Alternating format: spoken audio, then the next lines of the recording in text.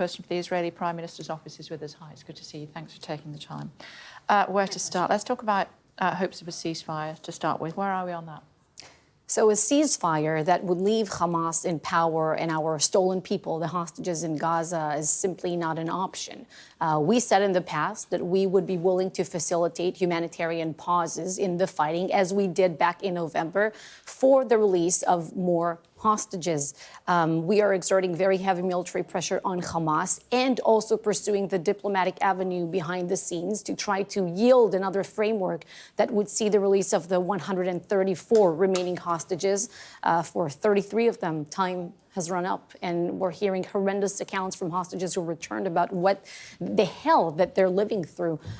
We know for a fact that some of these young Israeli women in captivity for 150 days now are being sexually abused, raped.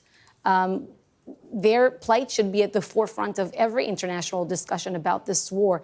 But you see, we're trying to reach another framework, but Hamas so far, they present a delusional demands, Kay. U.S. Secretary of State Antony Blinken, he said that they were non-starters. Our Prime Minister Benjamin Netanyahu, he said that they were delusional. And just 2 days ago, President Biden said to the American press that Israel has put a rational offer on the table. That's how he called it, a rational one. So there's no hope of a peace deal on the horizon? Well, we know that the only thing that works against Hamas is the combination of heavy military pressure, the fact that we're crushing them above the ground, below the ground, they're begging for a breather, and the diplomatic avenue that we will continue to pursue. You do say that your plan is to demilitarize Hamas. How effective is that goal? So Israel's been dealing with an unprecedented challenge in Gaza, as you know, because of the vile tactics that Hamas has been taken. So it's not a clean battle zone, so to say, because you have civilians there and because Hamas wants to put them purposely in harm's way. And nevertheless, our progress on the ground against their terrorist organization has been unprecedented. The scope and the pace in which we're taking out the terrorists, dismantling their infrastructure, destroying their chain of command, their battalions.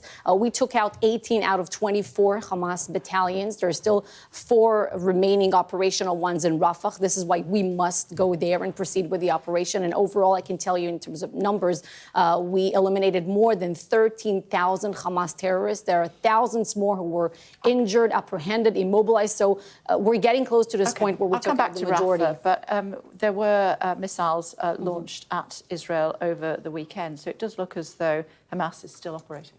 But it is true. It is true, and it's very good that you're reporting this because this aspect of the missiles, I know that in some interviews, it's not even been brought up. We took out more than 90%, I can tell you, of their missile manufacturing capabilities, so to say, and their stockpiles. But of course, there's a war going on. There's still a lot to do on the ground. What do you think the human cost will be, even when you move into Rafah? Well, the lowest possible cost. Of course, when you consider an operation and when you design it, when you draw up the plans, this is what is taking place right now. As you probably reported, the Prime Minister said that he wants to see a plan that will also take out these remaining battalions, but also safeguard the civilian population of Rafah, because we don't want to see them getting caught in the crossfire. So we have these plans in place. They're being discussed. They're being drawn up. Regarding the cost, Hamas wants to see collateral damage, not us. What are you doing about reports of children starving to death?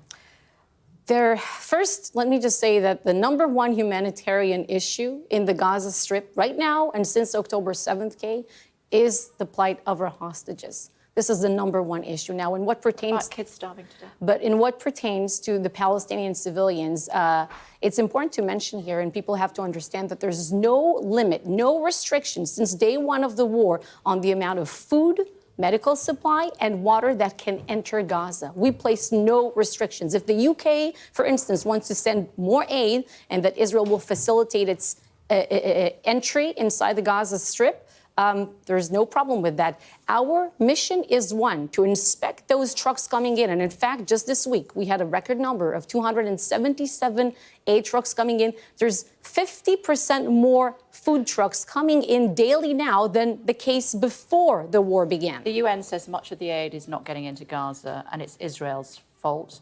Almost 40% of aid missions coordinated by the United Nations were denied or impeded.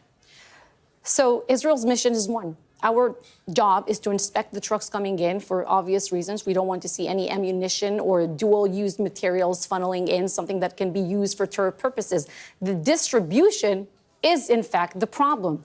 And the reason is because the United Nations, UNRWA, the body that was up until recently in charge of... This is the Office for the Coordination of Humanitarian Affairs. Well, UN bodies and international bodies who were in charge of distributing the aid have been failing, utterly failing in doing their job. This is why, as we are speaking right now, there is a backlog of humanitarian aid, the equivalent of many trucks, waiting on the Gazan, waiting on a lot of the borders are closed often. But it's waiting on the Gazan side of the Kerem Shalom border crossing. We want to see a better mechanism for the distribution of aid, of course. This is why we're discussing with international partners, including with the Biden administration, including with the UK government, and with the private sector. What happened in Gaza City when more than 100 people were said to be killed, 700 injured trying to get food?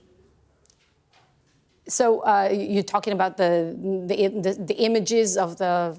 Is that what you're talking about? I'm talking about the truck. The truck. The series of trucks where it was suggested, hasn't independently been confirmed, which is why I'm asking you now whether the IDF opened fire on people trying to get food. Images. So no, we did not open fire on people Where were the trying. gunshot wounds from? So we have seen no evidence of that. So again, the images that you're showing right now, it's a very, very tragic, scenery, and the tragedy should be blamed on Hamas. These are the images that they want the world to see, and they want the people starving. They openly say that they wish to sacrifice the Palestinian population of Gaza for their sick goal of obliterating the one Jewish state in the world. You're the occupying power. It's your responsibility. That's a twisting of a legal term. That's a twisting of a legal term. To make sure that people in Gaza don't starve to death. And we have gone to unprecedented lengths in the history of modern urban warfare to safeguard the civilians of Gaza and to ease their suffering, which is exactly the opposite of what Hamas is trying to do. Hamas are the only ones. We did not fire on people who were starving. If someone poses an immediate threat, the IDF has said they opened fire. Not in this scenery, not in what you're showing on the screen right now. There was a different incident, not so far away from there, so where you admit that the IDF has opened fire on some civilians who need warning shots against people who posed an immediate threat to our forces. This is what the IDF had said. This is a very unfortunate stampede that started there because people and Hamas were looting the aid trucks. We want to see the aid reaching the civilians who need it. It's your responsibility to make sure that happens. It is, our responsibility is to make sure that the aid gets in. And we are working with the private sector in Gaza because the UN, UNRWA, they have been failing at doing their job. They have been covering up for Hamas. They have been serving as a Hamas front. Okay, let me put it this way. Do you think that you were doing a good job in making sure enough food is getting into Gaza? We're doing a better job than any other Western military in the history of urban... Do you think you're doing a good enough job? Is the benchmark perfection? No, is the benchmark perfection? It's not starving to death. But what's the benchmark? I'm asking you. I do the questions. If you don't mind, you answer them. And my question is: do you think you are doing a good enough job in stopping kids from starving to death? If you judge Israel to perfection, the answer is no. Nobody's perfect. But if you take what Israel is doing and you look at what the UK, the US, the international coalition to defeat ISIS has done. If you look at historical wars, Israel is doing a much better job in each and every category. Not only in the facilitation of humanitarian aid.